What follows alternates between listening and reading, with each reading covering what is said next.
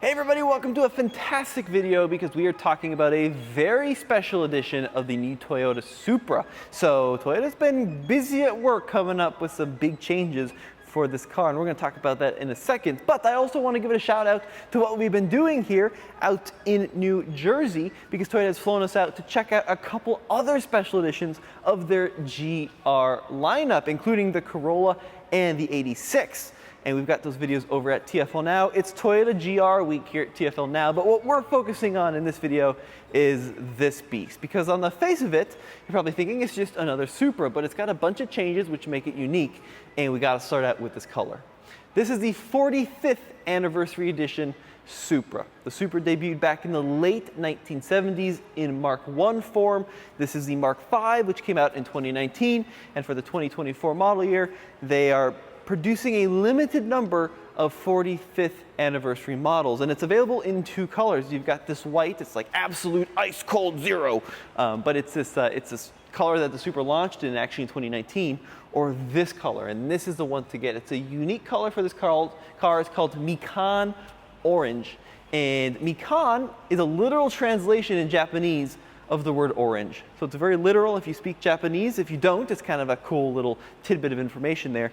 But I love this deep orange. It's more of a dark tone, certainly different than the red, but very unusual. I can't think of another car on the market that quite has this same shade. You know, I know in the past certain manufacturers, BMW, have experimented with great oranges, but this is great. And I think that's more of a tribute to anything, to the Mark IV Supra, which debuted in '93, was sold through 1998. That's the iconic Fast and Furious Supra. Even in the press release, they reference this car's on-screen fame. They don't say the words Fast and Furious, but that car was orange. Coincidence? I think not. But regardless of where this color comes from, they're building 900 of these cars.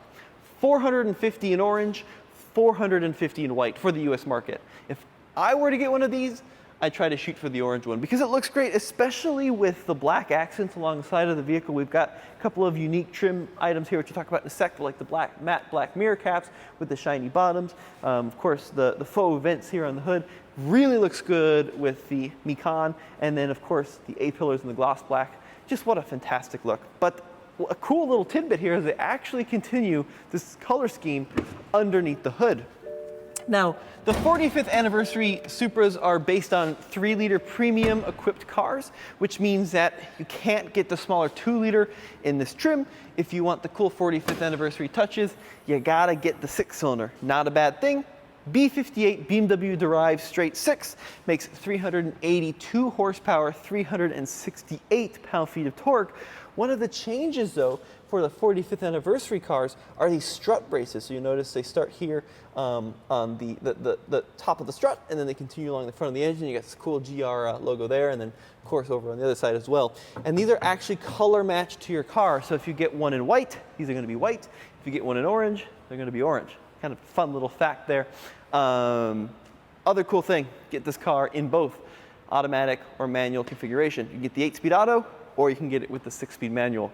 This is the exact car I would go for. 45th anniversary, Mikan Orange, 6-speed manual.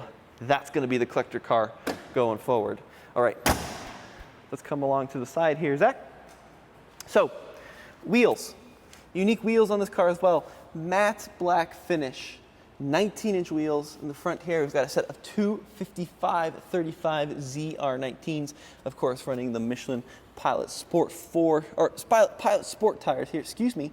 Super Sport, man, my brain is just fried today. Michelin Pilot Super Sport tires, got there eventually. But the matte black looks really good, contrasts nicely with the mirror caps, ties nicely, also with kind of the matte front splitter here.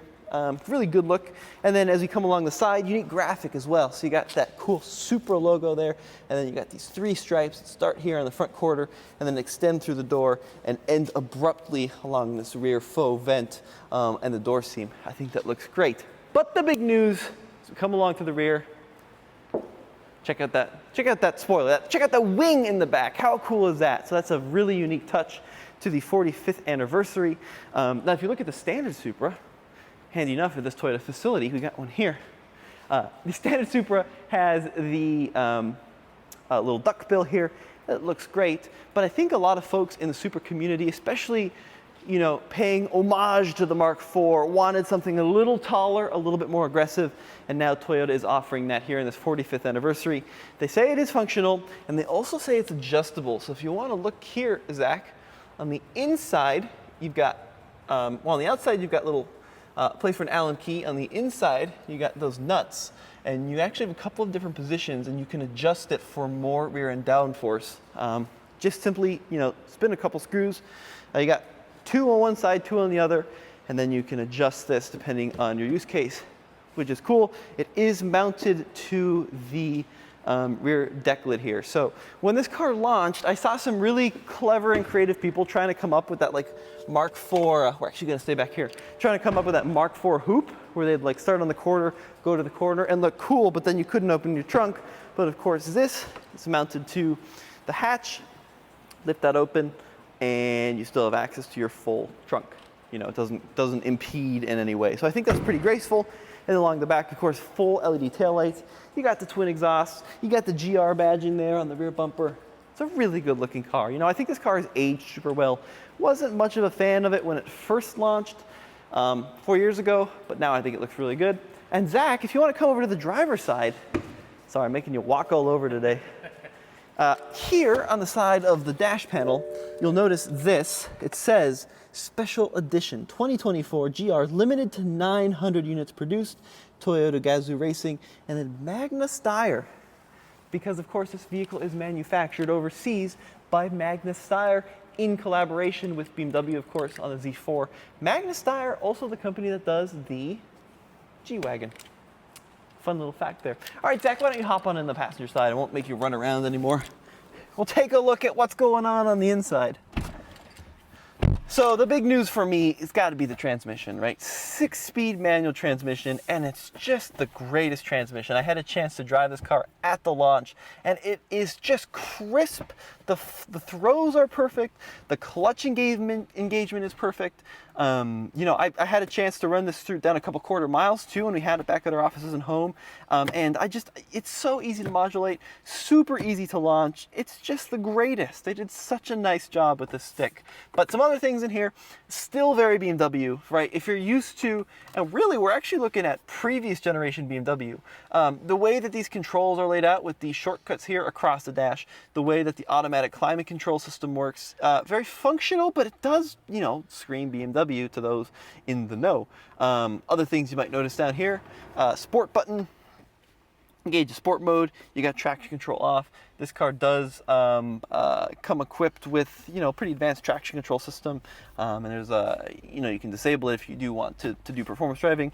Carbon fiber trim down here across the center of the vehicle. You do have your iDrive system, and it really is an iDrive.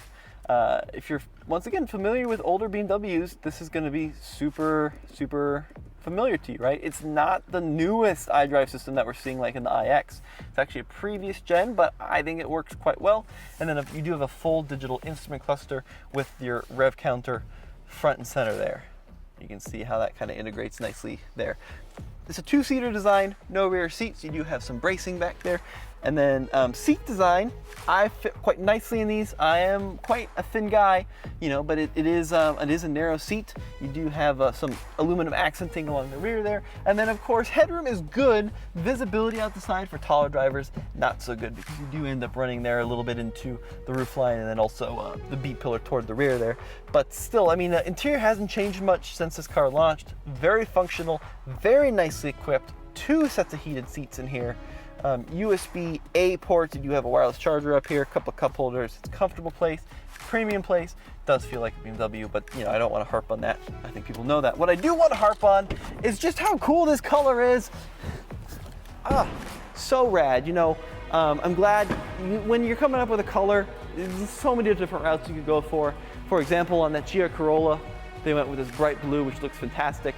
But for the Supra, you got the Mikan orange, and this was by far, most certainly, the right choice on this vehicle. But guys, I'd love to hear your opinion on this new special edition of the Supra. Availability later this year, pricing, we still don't know, but I'd expect to pay a nice premium over a 3-liter premium Supra, and then that's before, of course, dealer markups. Let me know what you guys think in the comment section below. I have to mention it. I have to. You know, that's just the shame with these cars. If you could buy it direct from Toyota, I absolutely would. But here in the US, you got to go through a dealer to buy Toyota products. Let me know what you guys think in the comment section below. This has been Tommy behind the camera, Camera Ninja Zach. We'll see you on the next episode.